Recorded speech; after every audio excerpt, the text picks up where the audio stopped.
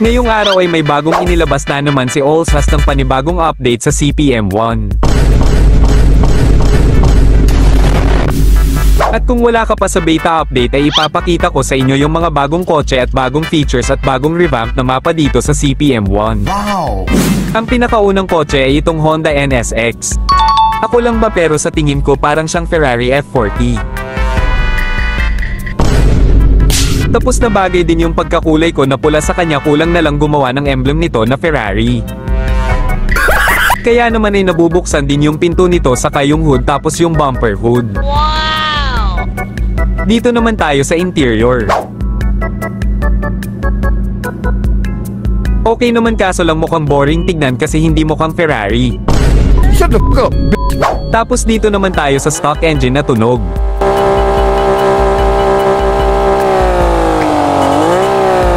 Okay naman yung tunog kaso lang ay hindi medyo maiingay. Kasi hindi Ferrari. Ang pangalawa naman ay itong Volkswagen Passat. Hindi ko alam kung bakit gusto mag-add ng developer ng mga walang kwenta. At kung nakikita nyo maangas naman tignan at normal lang pwedeng gawing taxi sa dagat at pwede din itong pang roleplay sa mga mahilig mag-roleplay dyan. Okay! Tapos nabubuksan din yung front and back hood at lahat na din ng mga pinto nito. Dito naman tayo sa interior. Okay naman at hindi boring kasi medyo pang mayaman tignan sa loob.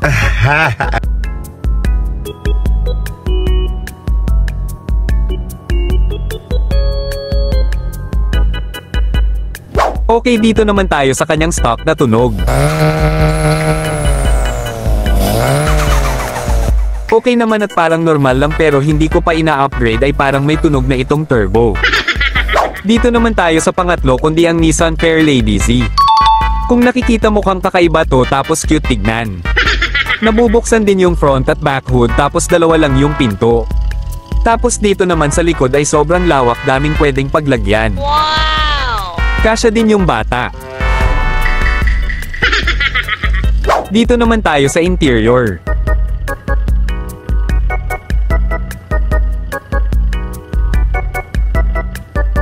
Simple lang pero maangas. Okay, dito naman sa kanyang stock na tunog.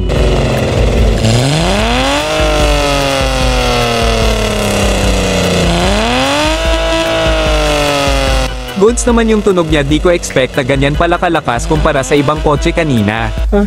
Okay, yung pang-apat naman na kotse ay itong Toyota Crown. Pasensya na kayo mga kahamog kasi hindi ko ito mabibili at ma-review kasi mabibili lang ito pag may clan ka tapos nakapasok kayo sa top 10 na rankings. Kaya dito na lang tayo sa itsura mag-review. So yung itsura ay normal look lang din at di ko alam kung anong special sa kotse na to. Sa mga nakabili nito, maganda ba ito or pangit, paki-comment na lang. So proceed na lang tayo dito sa dinagdag nilang feature kundi ang Corona. Mabibili mo lang pala ito mga kahamog kung yung rank mo dito sa CPM ay king kundi social media ng mga rank kagaya ng TikToker, YouTuber at Instagrammer. At kung isang normal na mamamayan ka lang naman dito ay hindi mo ito pwedeng mabili. Gumawa ka na lang ng sarili mong Corona.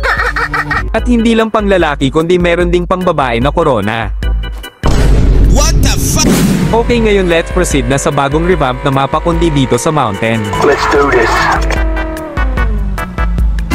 Dito naman ay yung mechanic shop na may bug sa CPM2, yung up and down na button na hindi nawawala kung aalis ka na. Pero ngayon tignan mo, nag-glow up na ito. Okay, dito naman tayo sa may burger na kung saan sa online public server ay dito nakatambay lahat ng player.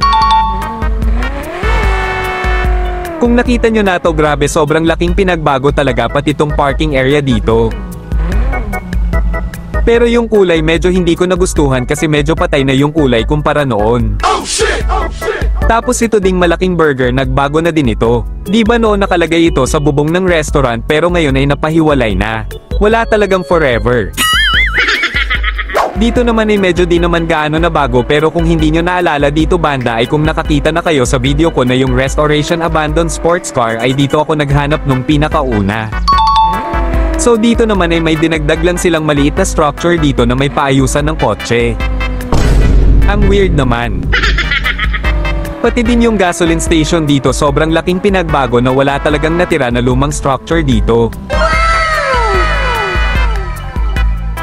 Dito naman ay pinadetail talaga ng developer at nilagyan nila ng mga bahay-bahay dito sobrang angas. Wow.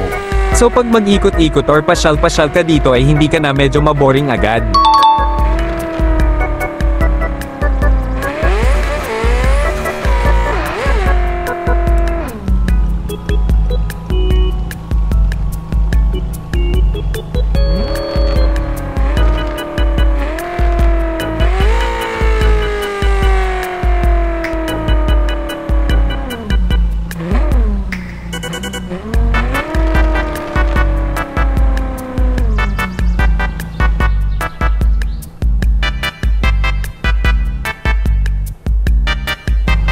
So dito naman ay may nakita akong kunting daanan at may nakasulat na Hotel Forester's Houses.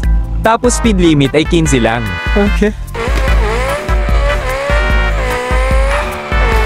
So ang nakita ko dito ay may bahay kubo tapos ito yung nakita kong maangas. Napakahimala nilagyan na ni Munton ng mga ganito-ganito na may paapoy na effects.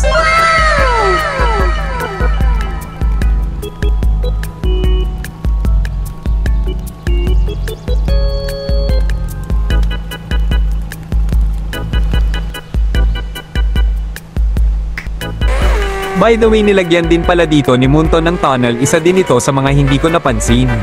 Okay.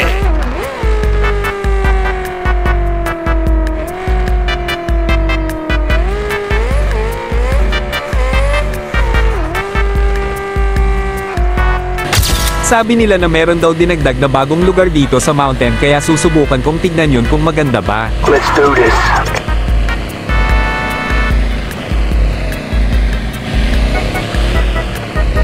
Bago tayo makarating doon ay makakadaan pala tayo ng mga ganto na may bahay kubo pa din angas naman.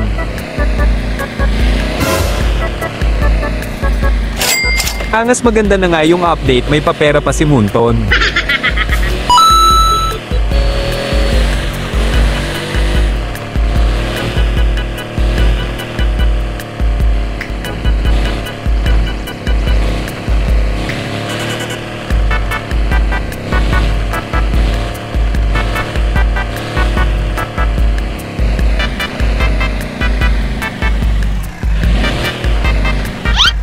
Hot Spring National Park.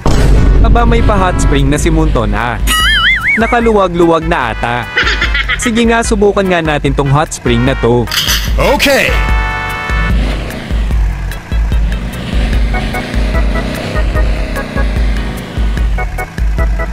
Let's do this.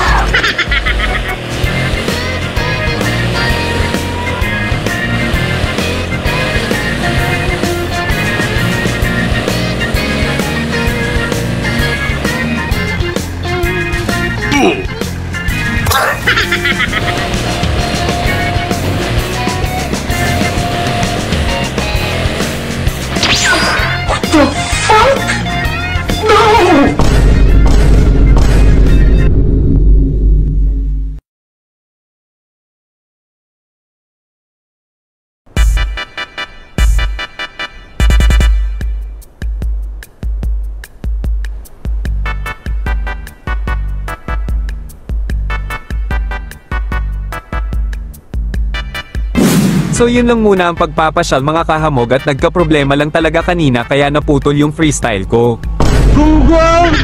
So what is up mga kahamog, anong masasabi nyo sa malaking update ngayon sa CPM1, maganda ba or hindi at pwede ko bang malaman? Kaya yun lang muna siguro sa araw na to mga kahamog at maraming salamat sa mga nanonood at pagsuporta at hanggang sa muling pagkikita paalam.